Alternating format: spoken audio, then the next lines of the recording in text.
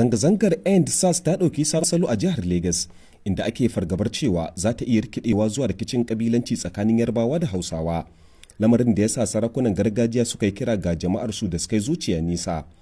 Alhaji Muktar Hussaini Jam'are mai unguwar Daji ɗaya ne daga cikin masu rike da sarautar gargajiya a Legas. Da gaske ne idan ka duba a nan Fagba kusa da mu an samu matsala tsakanin Hausawa da Yarbawa, inda muka samu rahoton cewa ma kusan mutum kamar 6 sun mutu.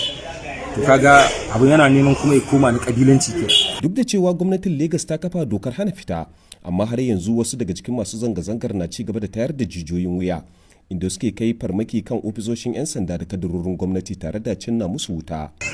To hukumomin jihar Legas sun gargaɗi jama'a da su zauna a gidajensu domin kare kansu daga afkawa cikin tsautsayi, saboda a halin yanzu jami'an tsaro ɗauke da manyan makamai suna kan sintiri a sassan jihar. Masu zanga-zangar sun ce su fa sun gaji da yadda mahukuntan Najeriya ke tafiyar da kasar tun fil azal. Ya ce tun muna ƙananan yara muke shan wahala, tun lokacin da muke kashe kuɗin kwabo ake cewa rayuwa tana da kyau, to ko a wancan lokacin ma rayuwar babu daɗi, wahala ce tsagwaranta, kuma wannan wahalar ita muke sha har yanzu.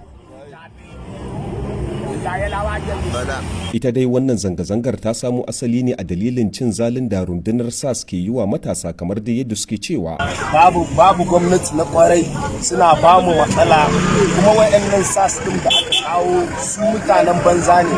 In suka ganka kayi shiga mai kyau kamar yadda nake dan saurayi na fito da mota haka mai kyau na harke waya mai tsada dan na ji daɗin rayuwa, to matsala ne. Tuni kasashen duniya suka fara tofa albarkacin bakin su game da wannan rikici da ke wakana yanzu haka a Najeriya.